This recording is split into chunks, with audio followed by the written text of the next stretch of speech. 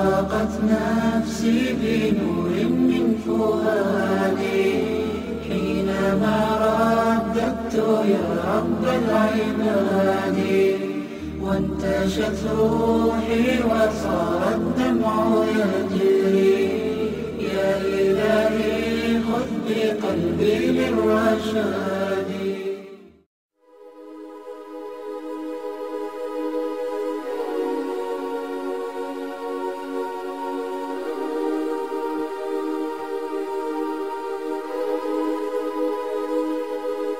The example of Muhammadur Rasulullah sallallahu alayhi wasallam.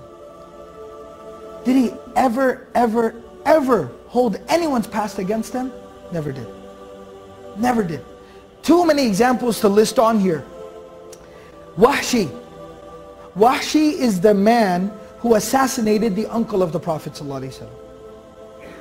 The death of the uncle, the murder of the uncle, the mutilation of the body of the uncle of the Prophet ﷺ is one of the moments in his life where the Sahaba say, it was one of the few times where we saw the Prophet ﷺ in such profound pain.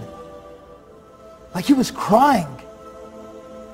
He was so deeply hurt that when they came back into Medina, the Battle of Uhud, many Muslims had died on that day. And he could hear different family members crying when they were receiving the news of the death of their family member. The Prophet ﷺ started to cry as they were walking into Medina, and he started to say, today there is somebody crying for everyone who's died, but there's nobody crying for my uncle, because my uncle's own family was the one who did this to him.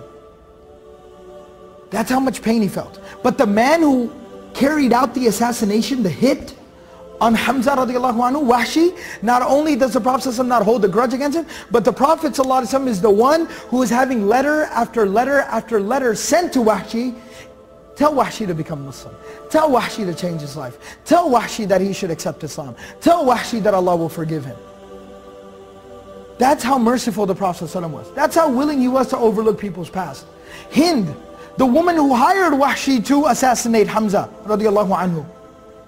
And after he goes to her and he tells her the job is done, she goes down into the battlefield, she walks up to the dead body of Hamza lying there, she pulls out a dagger, she cuts his ears, his nose and his tongue out, strings them up and keeps them as a souvenir. This is a woman.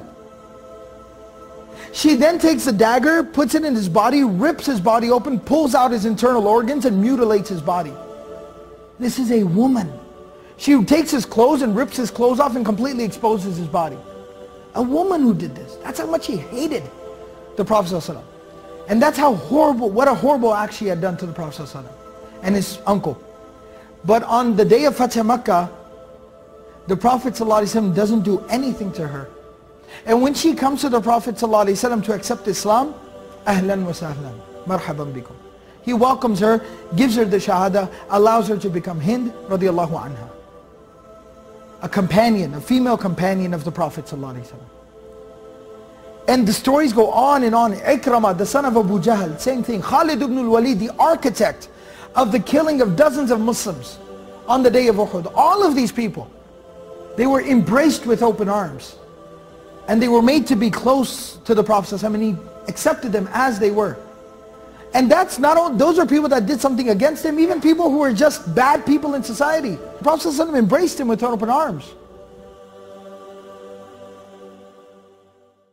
أشرقت نفسي بنور من فؤادي حينما رددت يا رب العباد وانتشت روحي وصار الدمع يجري يا إلهي خذ بقلبي للرشاد.